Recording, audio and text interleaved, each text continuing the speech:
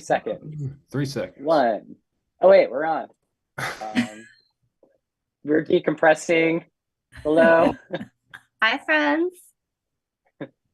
We've got Tosh, we've got Sasha, we've got Carl, and we've got myself here for the post decompression hang. And let me know if anyone else tries to join in the band because I'm not looking at my little Zoom thing right now. So just let me know. Industrial Girl says hello. I know who Industrial Girl is. What's up, Industrial Girl? Hello, I know you. yay. Industrial Girl. Holla. So yeah, we are here for I'm calling it our decompression hang, our first Sunday hang since we've gotten back from the tour, and this is a fun time. We had an awesome time on the road, and we're now just gonna like hang out. If anyone's in the chat, feel free to ask questions about the tour itself. But yeah, I mean, there's like a ton to decompress and unwind about. And we're just getting like hellos from all over the place. You know, but in the meantime, do you guys have a good time on the road? Yeah, it was amazing. We had a really amazing time. It was a blur. We made a post about this, but it was 25 days, 24 shows, 10,000 miles. So yes, and it was a beautiful, wonderful blur. So, yeah, we got back just this time last week. Yeah. That's wow. Crazy. Still very, very recent. Yeah, that's crazy to think about. It is very crazy. Oh man. Oh, we're getting asked about if we applied for Wasteland Weekend yet. I don't think we have. Aha. Yeah. I was like, I don't know. Yeah. Yeah, we are actually planning our July tour that's coming up now. So we have like a quick July Pacific Northwest jaunt that we are currently about to announce, and October jaunt now that we're doing. So that's exciting. So yes. And hello to everybody. It's so wonderful to see everybody in the chat. Yes, we are seeing people from so many different places: Philadelphia, Chicago. Yes. Yeah, we're getting a lot of requests from all over the place to go continue touring. Even though we just got back, like we actually were starting to announce dates for our summer tour. So that's really exciting. We're going back up to the Pacific Northwest. We have a date in Seattle announced, in Portland, and there's more that are coming really soon, and has even more details, but we're super stoked about that. And yeah, but we're at the same time, we're still decompressing. I'm still like figuring out my sleep cycle. I was just talking to Sasha about it, and we were just like, how do you like get back to like normal sleep? And it's not the easiest in the world. So I mean, I think we just have to do our best, right? Like we got so used to the whole like sleep for 2 hours, go, go, go, sleep for an hour and a half, go, go, go, which to me is like exhilarating. And so then you jump back into like quote unquote like regular home life, and you're like, what do you mean sleep at night and do things during the day? What is that? So I think everybody's different how they process it. There's also the wake up when the van stops because that's the pee break. Yes. So that's definitely drilled in, where it's like, oh, the van is not moving or stopping. The van just stays in the same place all night long. During that last week, I wasn't waking up for some of those breaks though. Yeah, you're just passed out. Leaving right through them. Seth Holbrook's wondering when we're coming back to Texas. So I don't think we have any Texas dates. The game plan originally was to focus on So Below, the second half of our double album. And we did get offered some really amazing shows that we were like, okay, we really have to do these shows. Albuquerque Goth Fest is one of them. We're going to be doing that in July, and so I built a tour around that. We also got asked to play some really amazing events that will be announced soon in October. But Texas is unfortunately not on the list of those upcoming dates, and we're making them very, very short because it does take a lot of time to be in the studio. So it's like how do we clone ourselves so that we're able to tour and do the album and do the pictures and do everything at the same time? But we're doing our best to try to squeeze in as much as we can in a short amount of time. So yeah, and we do want to get So Below out to y'all because we're very excited about these songs. We've been sitting on them and just chomping at the bit, like, oh, we haven't played any of them live. Time is actually going to be on the So Below album, but some of the new ones that we have on deck we're really, really excited about. So that's going to be kind of our primary focus, I think. And there's a lot more writing to do. So yeah, I've been coming up with some really I when I tour, I tend to get a lot of the whispers, is what I call it. So I have a lot of lyrical ideas that I'm toying around with that I'm really excited to explore. So yeah, I definitely was inspired from this last tour and have some song ideas that are floating around. Yeah, Stephen Baker was like, I don't know how you all do it, and then get the merch sent out. So that's a funny story because we had one day off on this tour, and we spent a lot of it packing orders on the road. But it was just like a sort of a relentless thing. And at one night we got back from a gig at like 3 a.m. We're like, we just need to get the rest of these orders done. So we stayed up until like 5 or 6, like literally just like trying to get as many done as possible. But obviously, like, we couldn't get them all out, even with that. So we just finished like catching up all last week. So we sent out the last of the orders like on Friday. So very happy and grateful to have so much support while we're out, and we appreciate everyone's patience too. So, although we did get so many out and into a giant trash bag on the road that they actually rejected Scott at the post office. Too much. So we had to drive like 25 minutes out of the way to find another post office to get them sent out in. And then because of that, like we're like, oh no, are we gonna make it to sound check? So it's just when you're on the road, like things are just different, and anything extra that you do like requires time, and that time is basically their time, sleep, or food, right? So everything, there's like an equation there. So they totally rejected me though.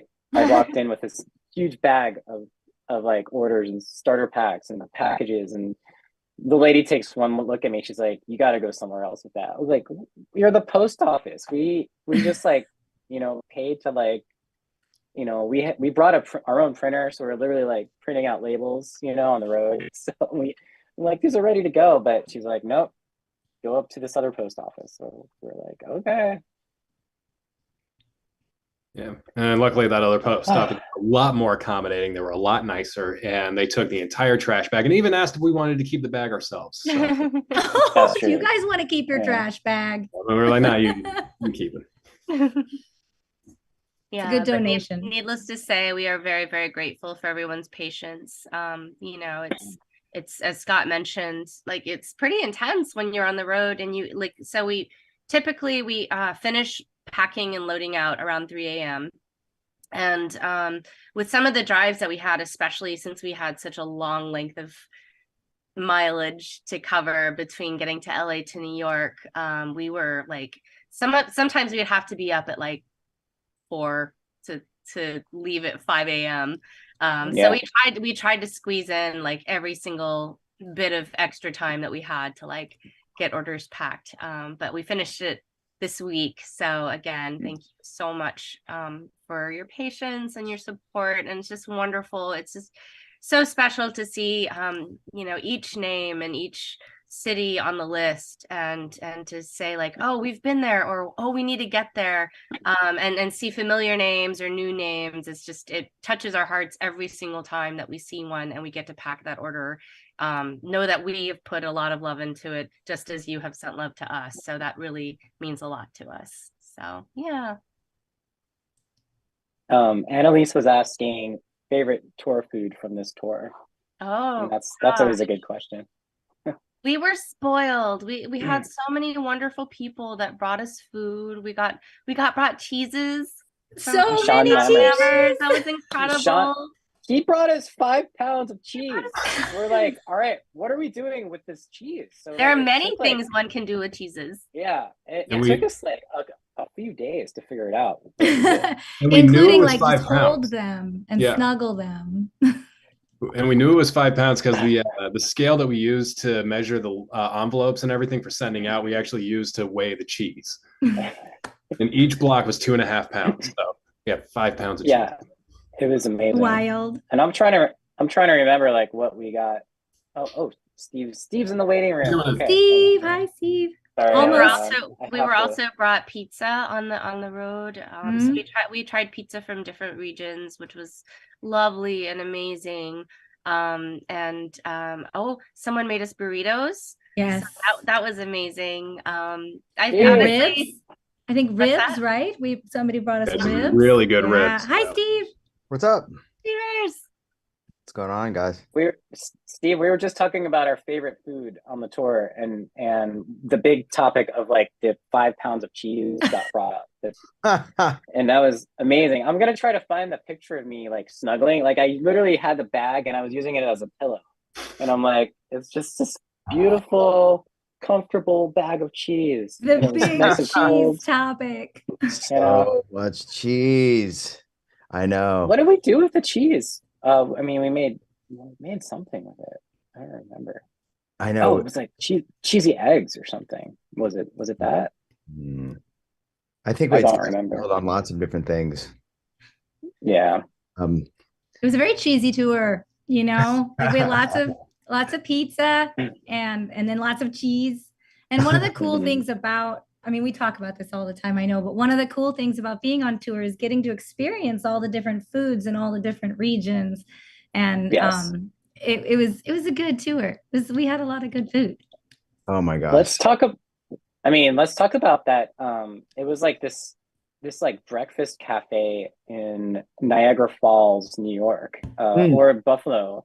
And so like we all were like, we had a driving day to get from Buffalo to North Carolina, and we decided we wanted to like stop for breakfast and then go to Niagara Falls to check it out. And then we found this awesome cafe, and we go in there, we walk in, and like they immediately like there was like it was like a mom stop, because what happened was like there was like basically the best way I could describe it was like these amazing women that were like decided to immediately become like mother hens. You know, they're like, you know, taking care of us. They're like, one of them bought, you know, some merch so that we could pay for our breakfast, you know. It was like, and it was really good food too. So I don't know, just random stuff like that. Very on the it seemed very like sort of family owned. Everybody who walked in the front door, they knew their name, and they were just like, hey, it was like cheers. No, it was awesome. Yeah.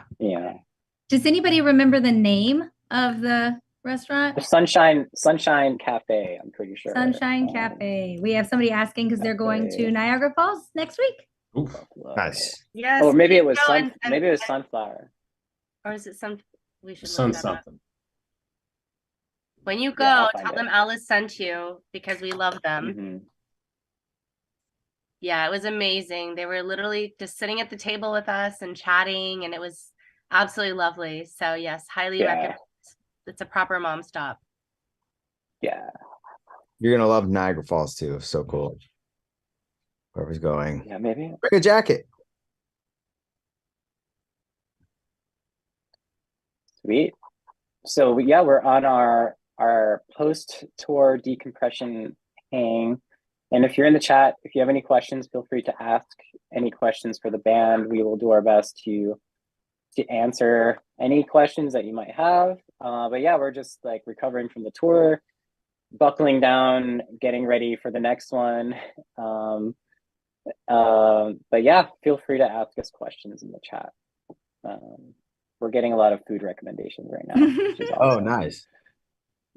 So Sean was the person who gave us the cheese, and he says he works at a cheese warehouse. So when we were in St. Louis, he was like, "All right, I'm gonna bring you some cheese," and we got some cheese. Awesome. Yeah. Hello, Tawari. So wonderful to see you.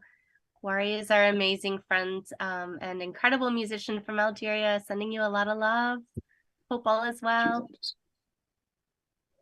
Cheese and destroy, he says. I love that. That's awesome. But yeah, is there any other awesome memories you guys have from the road? Like any highlights y'all want to talk about? Oh gosh, highlights. Okay, off the cuff, I loved our show in Saratoga Springs, New York. That was amazing. We played at a place called Desperate Annie's, and they do Monday nights where it's like it's for indie bands, and they really love to promote independent music, and that was really amazing to be a part of that community. Definitely a highlight for me on the road, and as well as Monstercade. We played Monstercade in Winston-Salem, North Carolina, and that was such an incredible show. It was like, I love seeing, you know, music communities that are just blooming, and people that support their live music community. So those are some highlights off the top of my head. Yeah, that's a good one. Yeah, I feel also like getting to meet like our hatters in person, that was incredible. It was so special, I think, to see like people that we've interacted with online, and to meet them in person. So that I thought was a highlight, like night after night, because we got to meet hatters in almost every city. So and then getting to see the hatters meeting each other for the first time in person, and that was so cool too. Like I was really special to see all the hatter shirts and see people together. Yes, the Hatter shirts, Mad Hatter Army is basically our community, our fan club, it's like this community of Mad Hatters that sort of all coalesce around what we're doing.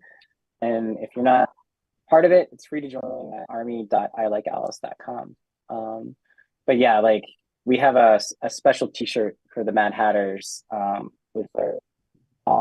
We found this amazing artist actually a few years ago, and they drew like this incredible picture of basically our mascot, I guess, or something. And we also made these dog tags out of it too, which it's like perfect. But yeah, Mad Hatter Army. We are getting some questions here. I see any plans for coming to Ohio? I'm not sure. We're looking at routing in October. I know for sure we are playing in Chicago, and we're playing in Pittsburgh. We're looking at more like some Southeast states, because we weren't able to hit the Southeast on this last tour, and you know, we're trying to get to every region as much as possible. You know, we have a limited time when we're out on the road, so it's like trying to squeeze in all the shows as much as possible. So if we can squeeze in an Ohio date, we will do our very best, because we love Ohio. We just played in Akron at the Vortex, and that was awesome. Such a great show. Getting to play with Syringe and Break the Sky. That was so good. So we would love to come back if at all possible. We'll keep you posted for the Ohio show for sure. Yes. Yeah. Yeah, Lou was saying he got to become friends with Mike Lee from Mike and the Molotovs at our show in Phoenix. Nice. So that's really cool. Mike is amazing. Yeah.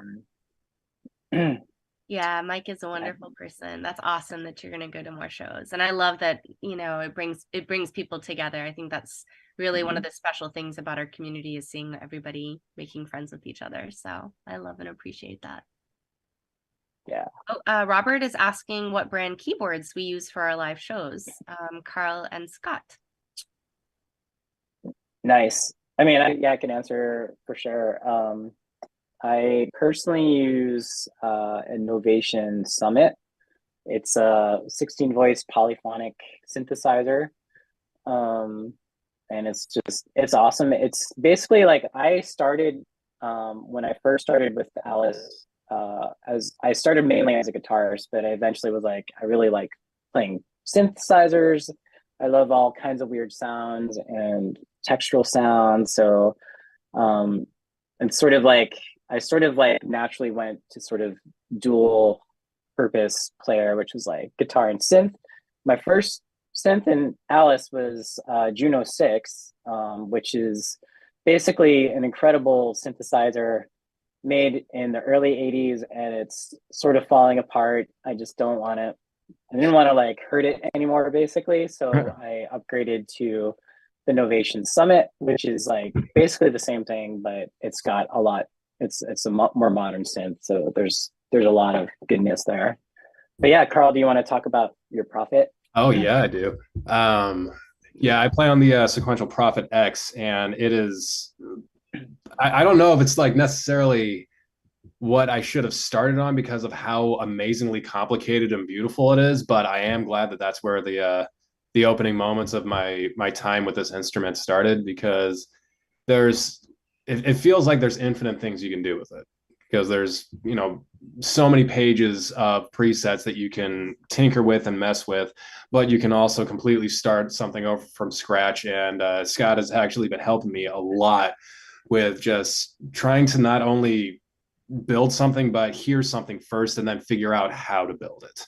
So it's a whole other realm of creativity that I didn't even know existed, and it has been just such an amazing journey to figure this thing out. And once I do have this one figured out, I know it's going to turn into the problem that most people have with synthesizers, where you want to get the next one and then the next one, and then there's going to be an entire wall of them that I never play anymore, but they're going to be there just in case. So looking forward to that. Nice. That's so awesome. But yeah, it's great. I love that thing so much. I think about it all the time. Awesome. Oh, yeah, it's been a fun journey of sound design in the world of Alice. But yeah, so we're just hanging here. I don't know if Tosh or Steve sees any other questions, but I'm just going to go through the chat. But we're here for our decompression.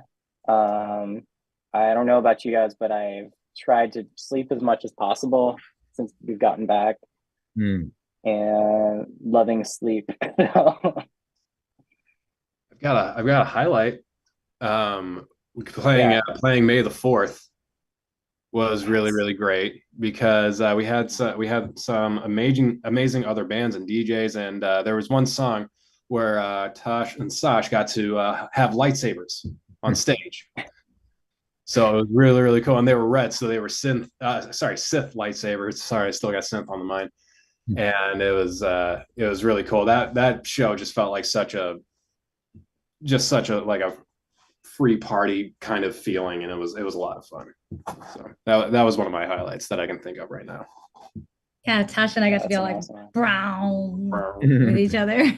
Do you remember Not what during the song you song. were using it? Oh, Land of Confusion. It was Land of Confusion. Oh. You guys have a lightsaber battle during the breakdown? Not during the song. Oh, okay. Man, that's too bad. And I'm still drinking my Black Forge coffee as well. Yes. I'm trying so hard to spare it out. Like it is. It's 3 p.m. here, and I'm still drinking it. I gotta stop this. That's what the water's for. All right. I need coffee. I was thinking about it today, but I just haven't had time yet. So yeah, so much for trying to do a coffee detox after we got home. Indeed. So let's see. Any other questions? I do see one. Well, yeah, I see one in the YouTube channel. This is a fun one. It says, how do you handle your personal life, like relationships, while being out on the road and being in a band?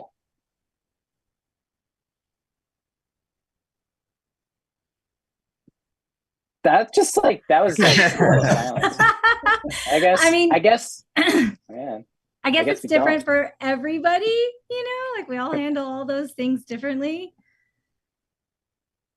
Yeah. And I think, I mean, I can't really speak to part of that, but I know that like I try to still, I mean, like my work is freelance and everywhere, so I can work from the road as well as like not work from the road, depending on the client and the needs and the deadlines. So I can speak to that part of it, like what my home life being on the road with me is like, is that it goes with me. My home life, my work goes. So just pick up the computer and go. And in fact, all of us have little like stations in the van, little workstations. And I think that it's actually very exciting. It lends a certain air of curve level to everything that's going on. So I can speak to that part. For sure. Yeah, I mean, I just feel like our lives, we've been touring for so long and being in bands for so long, you know, our both personal and professional lives are they're sort of built around it, you know. But you know, luckily we don't go out for like months at a time. It's usually just like 2 or 3 weeks. So our people back home are still here, you know, like life goes on, you know. And I know I personally have some really, really good friends that are insanely supportive of the band as well. So anytime that we go out, because you know we also work together here and everything, and every time we go out, I'm always feeling like, oh, I'm sorry, I feel like I'm abandoning y'all, and they're like, no, you go, we're here, be here when you get back. So I think that for me at least, it makes it a lot easier that everybody is very, very supportive of what we're doing. So yeah, we've got a lot of supportive people in our lives, so we're very lucky. Oh, David Thrasher said it was cool when Tosh handed me the saber. So you must have been at that show. Oh yes, I remember that moment. Awesome. I remember it very, very well. And that was awesome. And yes, it was wonderful to get to be together in person. I really appreciated you rocking out with us. So yes, that was a favorite moment for me too. Tom Roth was saying, here's a question. Last tour, what would you change if you could go back and do it again? Can we have a tour bunny? That's you know, like if we had a no responsibility tour bunny, that'd be cool. But not in real life. Please don't like anybody get us a bunny. Because they like cables, don't they? Like they do love to chew cables. They're cable chewers, and they leave little beans everywhere. So that's not really good. So a beanless, cableless chewing, but we need a stuffed rabbit, is what I'm hearing. Yeah. Feel free. Like we do have some friends in the van that we've been gifted, like squishies and whatnot. So those are always good. But yeah, I feel like a real life animal would be, besides a human, or even another human, that would be pretty hard. I was going to say another human would be tough too. You know, in terms of changing things, I feel like I learned something from every tour. So for next tour, I'm definitely packing less. I think in my mind, I was like, okay, we're going to the East Coast. It's going to be cold. I do need these extra shirts. I didn't need the extra shirts. So I think I personally will be packing a little less. And next tour, we'll see how I do with this. I'm going to try to not drink coffee. What? I don't know. Oh, I support your choice. Thank you. It's an intention. We shall see how I do. I'm also an enabler. So the first time that you're like, I need coffee, I'm like, girl, I'm there with you. But I was gonna say I'm with you on the shirts. I need 3 shirts, 4 shirts. I bring 27 shirts. You know, I'm right there with you on shirt. I gotta cut down on shirts. Yeah.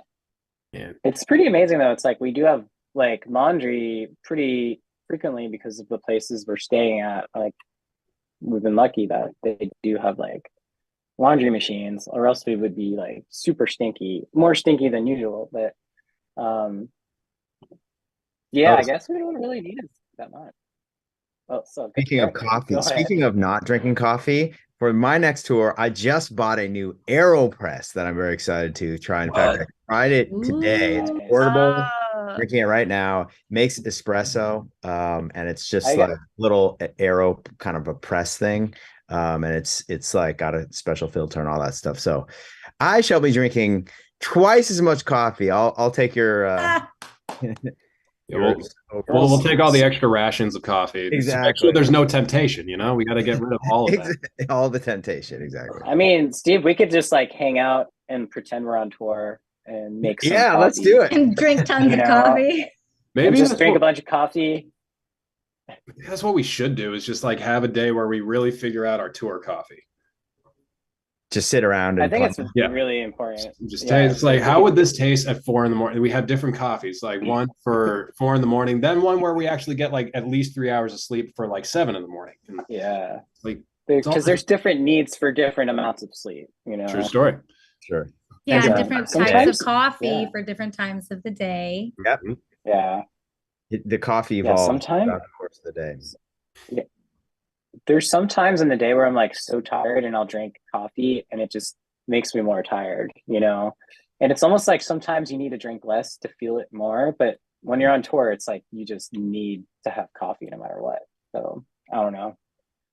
Yeah, It's, I remember struggle. our show in New York, and you know the shows in New York tend to be really late, and it was a Saturday night. And it was awesome, totally awesome event. But sometimes we go on super late, like after midnight kind of thing, and after long days and stuff. And I remember just pounding a double espresso, one of those Starbucks ones, like at 12:30 at night before we went on Oh yeah. stage. I was Yep. like, I need this so bad. This is crazy that I'm pounding coffee at 12:30 in the morning in order to play the show. But it totally worked. And I was like, yes, we are good. Yeah. Hashtag tour life. Hashtag tour life. Yeah. You know what? Yeah, that was that- the highlight. Oh, I'm sorry. Go ahead. No, you go. Oh, I was gonna say that was a highlight. The 6 a.m. halal continues. Oh my The God. 6 a.m. Alice halal after the New York show. Like that was It's magical. tradition. That One was of magical. The best meals. Watching the sunrise near Union Square, eating halal. It was awesome. Yeah. I look over like Gordon and Carl were just like sitting like on the curb, you know, at 6:15 in the morning in New York City where like the entire city is starting to wake up. So like we just watched the entire city become alive. There's about like an hour or so between like maybe 4:30 and 5:30 or 5 and 6 where like it's pretty quiet. It's weird, you know, but it doesn't last long, you know. Sammy Sammy. hooked us up. Mhm. Sammy. Yeah. Genius. Yeah, I think if we could go back and change one thing, I would want just one extra day in New York. Oh, Yeah. Because I had so much fun. Like I had never been to New York City before everybody. That was my very first time, very first experience in the city. And luckily, Steve knew the city really, really well. So I was just asking him for some advice about like where to go, what to see, all that stuff. And he's like, just go down that road, and there's going to be some stuff there. And then it was just like it was so cool. Like I was jealous of you, Carl, because obviously Carl's a skater, amazing skater, and he literally had time and he took his skateboard and just was like, "I'll see you," and like explored the city on his skateboard for like 3 hours or something, and you know, I was like, dude, I want to do that. That sounds amazing. Dude, we'll get it. We'll get an extra board and we'll do it next time. Yeah. I might have to bring my rollerblades and all. Yeah. Everybody's on wheels next time, right? Yeah. But that would be what I wanted because once again I had so much fun in New York City this time, and I would love to have a little bit more time there next. I mean, it's interesting talking about New York City because like the actual show itself, like we literally we got into the city at like I feel like it was like 1 or 2 p.m. in the afternoon. Our load-in was 3 o'clock, but part of loading in, and when you play a show in New York City, you don't just pull up somewhere and load in. Like you have to scout out the entire block for a parking space. You know, van and trailer. Basically and a trailer like we had. So like you know, it's like it's insane.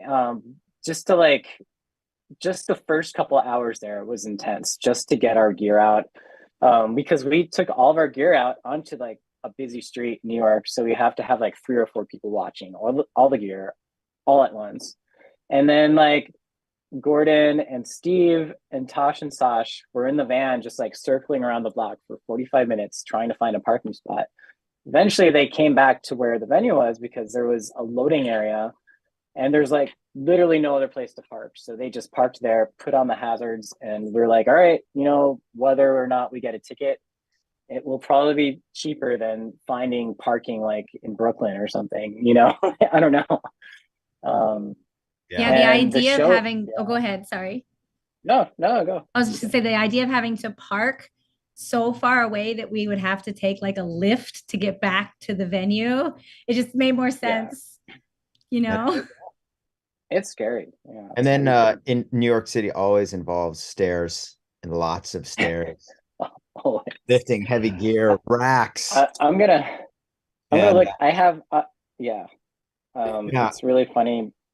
Yeah, go ahead. Sorry. No, I was gonna say Scott had like a Herculean moment that I will always remember where it was like we were walking upstairs and he had the bottom side, the heaviest part of this heaviest rack, and we're going up these stairs and he did this like this guttural yell that was just like, I literally you could hear it like, you know, in the Lower East Side, you know, and he hoisted that thing up like just straight up deadlifted and curled, and it was I had to curl the rack. Yeah. it's not and he did it.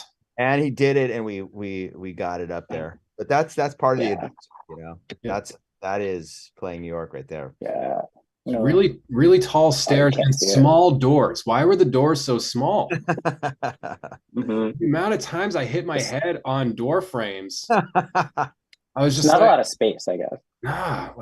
But the stairs were tall. Those were great. The stairs were for people who were like 8 feet tall. Yeah. I was like literally knees to chest trying to get up those stairs. But then you get in, the venue is awesome. Drom. We've never played there. I'd never played there before or seen a show. It's a really cool venue in New York. Highly recommend anybody who's out there. Go check it out. Drom, DROM. East Village. Yeah. No, it's incredible. And go ahead. Oh no, go ahead.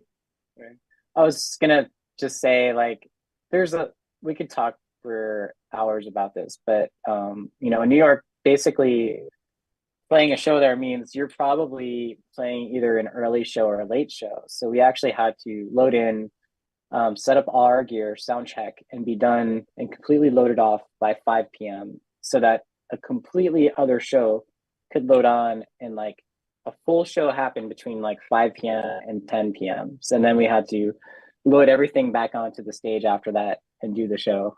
It was like a marathon. It made that halal cart taste all that much better.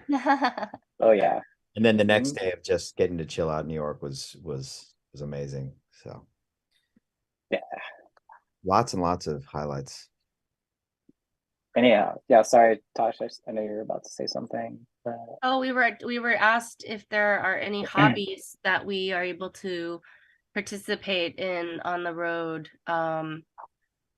That's a good question. Bluebell ice cream. That's a yeah, I know. I personally like to write poems or lyrics or make little mini songs that I'll keep in my voice notes. That's the closest thing I can say to a hobby, because any other thing that I've ever attempted just kind of flies out the window. So it's sort of like that's pretty much the only thing I can squeeze into my little brain, where it squeezes itself in, is my little poetry writing. I on the road tend to listen to way more music than I do in real life. And one of my kind of hobbies is every night we're loading in and loading out, and there's always DJs playing, and they're always, depending on the place we're at, they're playing different types of music. I mean, one night it might be 80s, another night it might be metal, another night it might be like hardcore hip hop. And it just, you know, it's always fun to just get absorbed in it. You're just putting the drum set. It takes an hour and a half, plugging everything, just absorbing all this music. So Shazam is just going the whole time, and then making like a tour kind of playlist out of it. And it's just both nostalgic, but it's also just really getting in touch with just what's out there and new music and older music. And so I found myself really, absorbed in music much more than when I'm not on the road. Yeah, every night I Shazam at least one or two new songs, you know, that I'm like, oh man, one of my favorite parts, like Steve was saying, like at these shows, there's also amazing DJs. So usually, you know, when a good DJ is up, like they're doing stuff like mixing music sometimes that you've never heard before, but that's like obviously very appealing and awesome. So I've found like so many new songs just from listening to these DJs. So I got them in my playlist now too. So awesome. Oh yeah, so many good times. Let's see. All right, so we're on a live hangout right now, and you're all in the chat with us. Feel free to ask questions. We're answering questions. There's still a lot of people that are asking like when we're going to be playing their towns, and we're going to try to see everyone. We promise. We'll do our very best. J.R. Fletcher was one.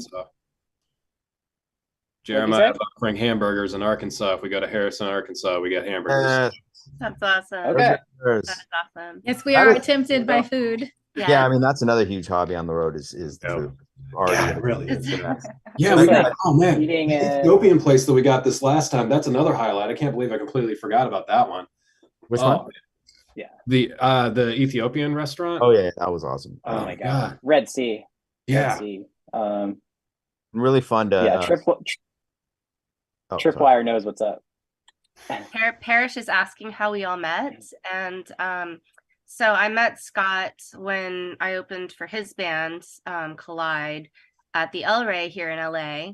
That's how we met, and then we met Steve when we were touring together. Steve was playing with Android Lust.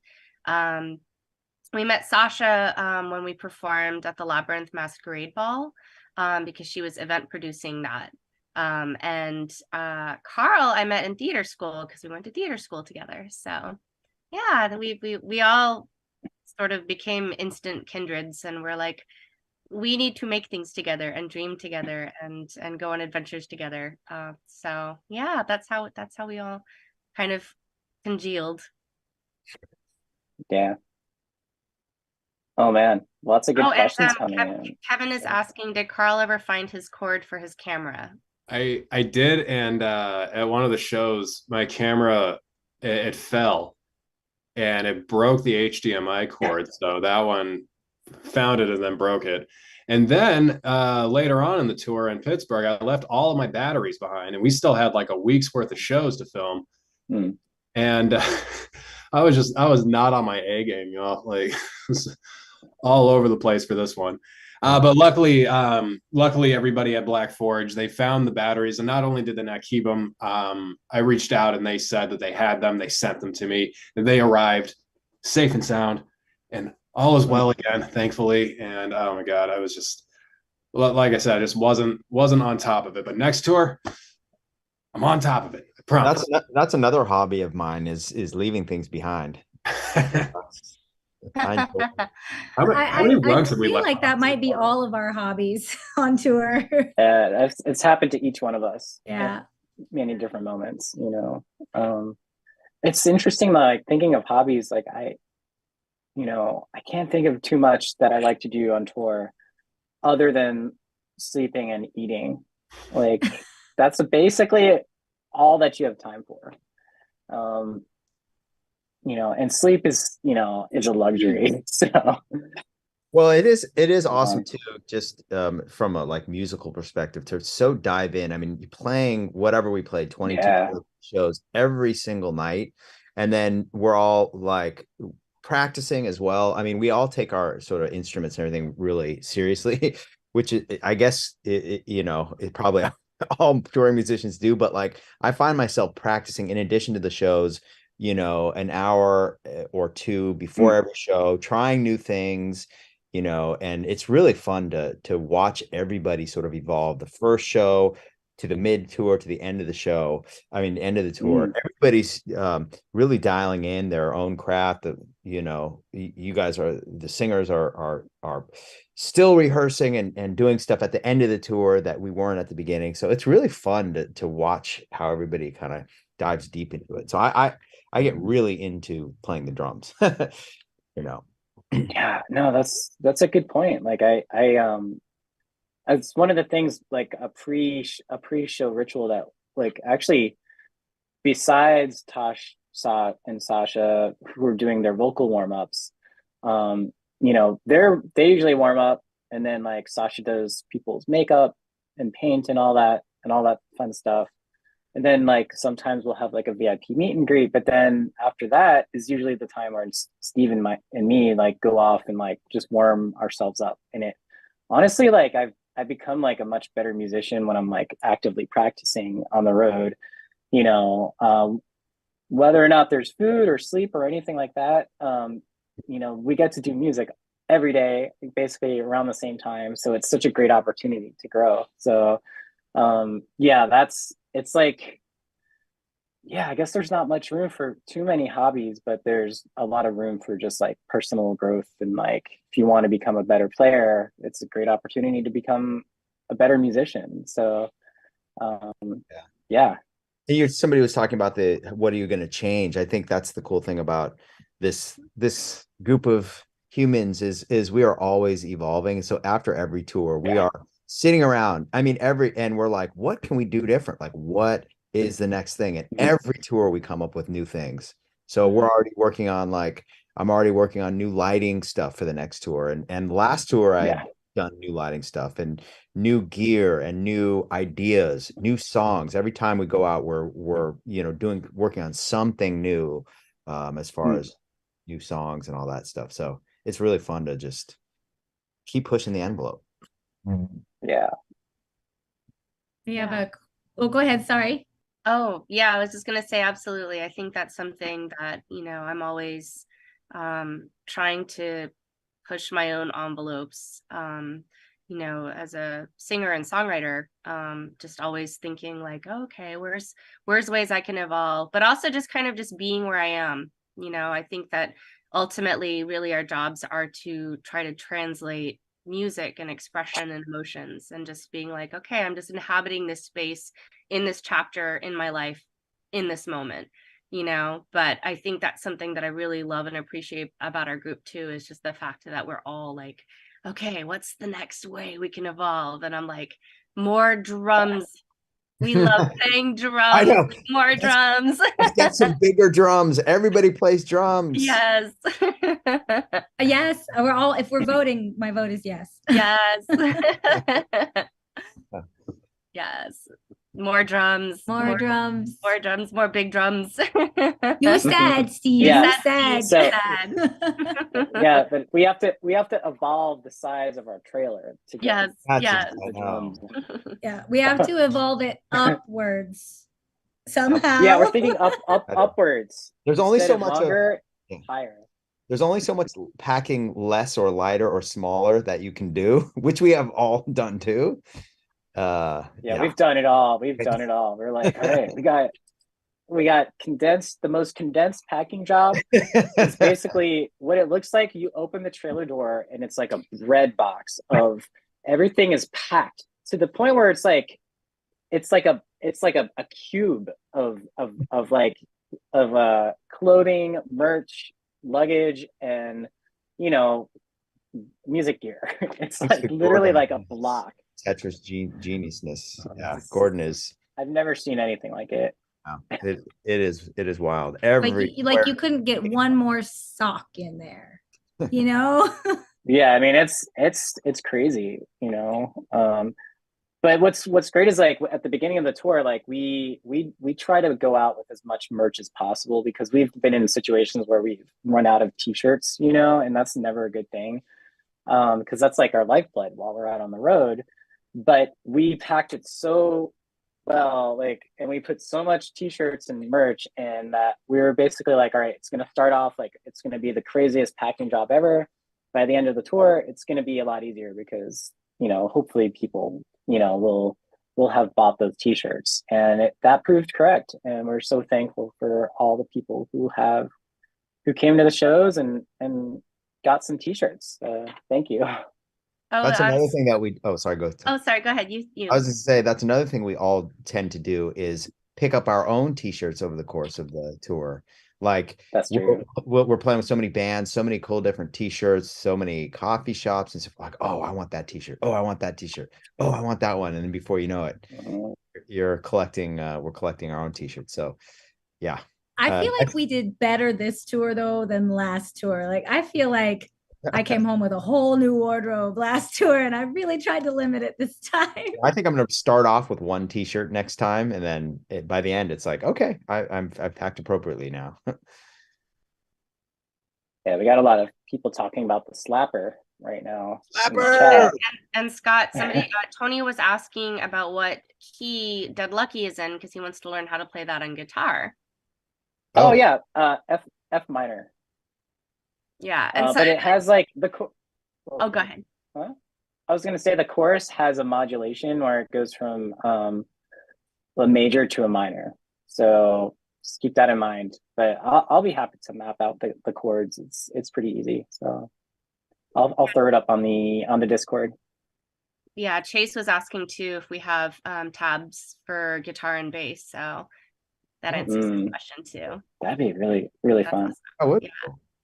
I'm overdue to put together a lyric list. I know we've had that question, so I'll be working on that, putting together the lyrics. So that will also be in the woodworks of my hopefully my June. So hopefully that we can get that up in June. If you're learning Dead Lucky though, you have to have a big, huge drum next to you. Even if you're playing guitar, you have to put down the guitar and in the verses and the bridges, pick up something and just start hitting it as hard as you can. And then you can pick up the guitar and do that in the choruses. Our eventual vision for shows, like one day, if things keep growing and everything, like we're still planning on having people play the slapper no matter where we're playing, So, maybe one day we'll have multiple slappers, or multiple drums just for people to come up and play. I don't know. I think that would be really awesome. That'd be so cool. We got asked what are our favorite junk foods. Mm. I mean, do the fig Newtons count as junk food, or is that I just don't know, are they junk pretty food? healthy. survival? That's sustenance. It's sustenance, yeah. That's like, yeah, driving open road, cup of coffee in one hand, fig bar in the other. Exactly. Just the perfect situation too. It's really awesome. There's nothing wrong with any of that. It's not junk food. I mean, not junk food at all. Also, we talked about, but the Bluebell ice cream is always just a treat. That's just always seems like an end of tour kind of, mutual, meal.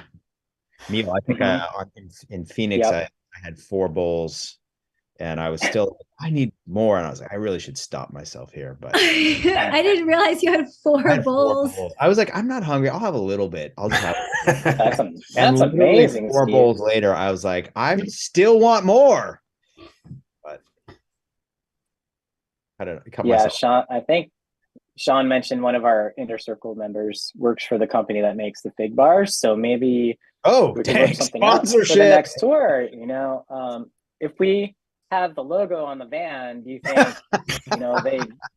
they'd be interested in just like giving us a bunch of fig bars? We'll need a whole other trailer just for figs. We we went to the venue and the door opens and fig bar wrappers just like spill out everywhere. I feel like that's a sort of sponsorship. What else? Oh yeah, we love pizza. We tend, when we're in the north sort of northeast area, Midwest, where we get tons of pizza, which is awesome. Chicago pizza. Oh my god. Which we didn't get this time, but like, oh my gosh, Detroit pizza is so good. New York pizza, all the different flavors of. What other junk foods do we like? We're pretty healthy though, I would say, generally. I got a small bag of Dippin' Dots on the way home this time, so I was happy about that. We didn't get your Cinnabon. Nah, not this Oh time. yeah, Cinnabon is usually Yeah. I think we missed that whole gas station.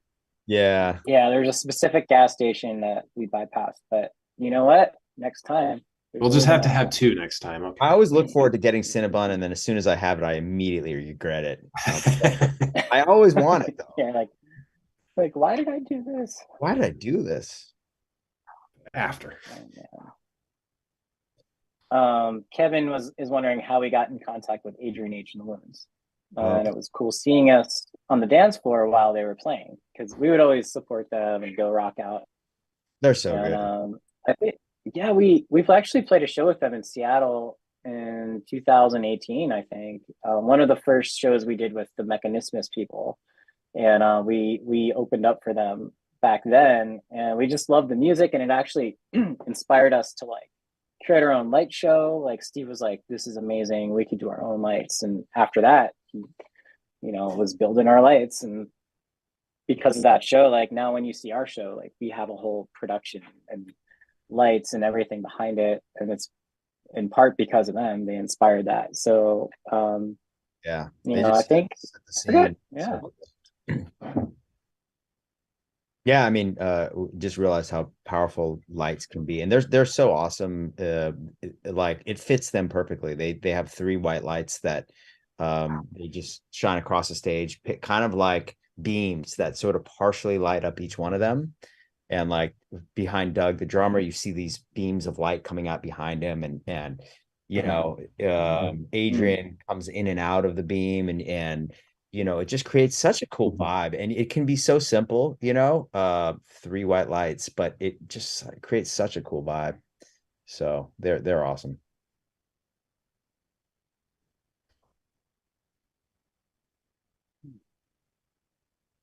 All right.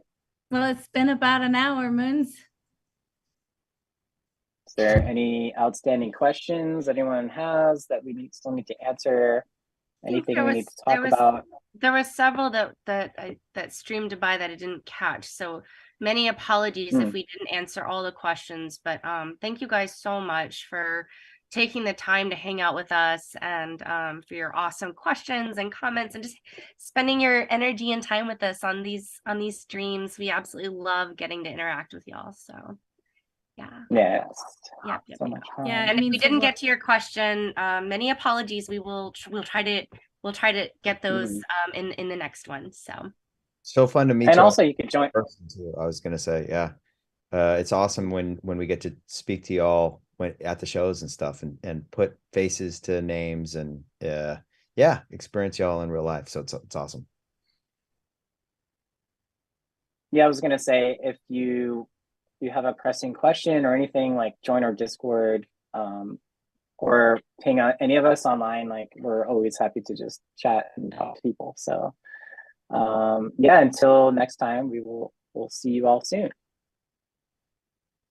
yes, have a wonderful rest of your week. Thanks for being here. Take care.